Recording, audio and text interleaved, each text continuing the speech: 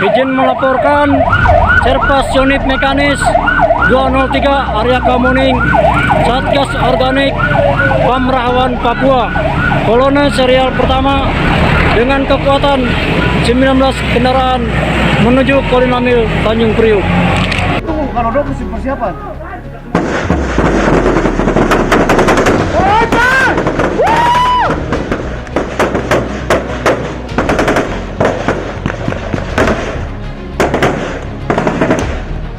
Sampaikan ini Pak Kapolres, jam balik itu target masih dekat.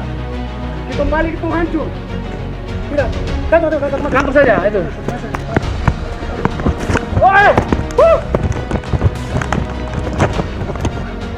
Hantam dah. Tunggu. Balan. Hantam dah. Tunggu. Kalau dong. Ayo. Sar. Oi!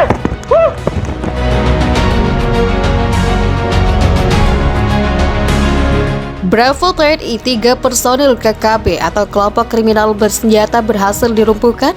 Ini terjadi di Puskesmas Sukapang, Tanjai, Papua. Dilansir dari akun @prajurit Cendrawasih, 3 orang yang berhasil dilumpuhkan itu anggota KKB. Ini berdasarkan KTP para korban, yakni James Sukapang, Januarius Hani, dan Jenius Bakau.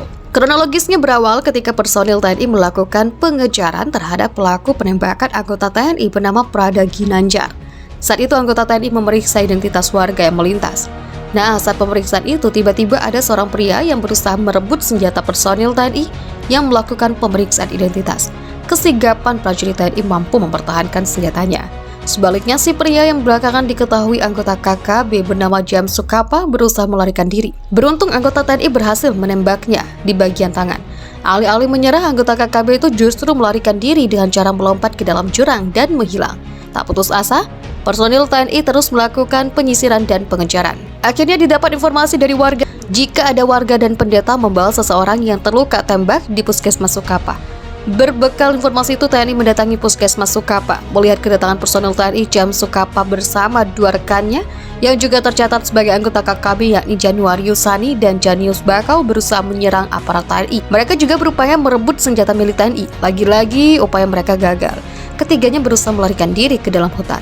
Tak ingin kecolongan kedua kalinya, personil TNI memberikan tembakan peringatan dan meminta ketiganya menyerah. Bukannya menyerah, ketiga KKB itu justru menembak balik ke arah TNI. Tak ada pilihan lain, personil TNI yang terus melakukan pengejaran terpaksa melumpuhkan ketiganya. Ternyata senjata yang dipakai anggota KKB ini adalah senjata milik TNI yang diambil dari reruntuhan helikopter milik TNI yang terjatuh tahun 2019 lalu. Sementara itu, TNI Polri terus merangsek ke wilayah markas kelompok kriminal bersenjata Papua. Ruang gerak mereka dipersempit, suplai logistik ke markas mereka diputus. Hanya saja perlawanan dari pihak KKB masih berlangsung. Sergapan dan serangan dengan taktik perang gerilya masih diberikan. Serangan itu bisa diantisipasi. Teknik perang gerilya lebih dikuasai TNI. KKB pun kocar-kacir melarikan diri. Ia memanfaatkan lebat dan rimbunnya pohon sebagai tempat persembunyian dan tempat membidik TNI. Dukungan dan doa untuk TNI diberikan netizen. Mereka mendoakan para prajurit TNI selalu diberi perlindungan oleh Allah SWT dan berhasil menyelesaikan misinya, menumpas gerakan yang ingin memisahkan diri dari NKRI.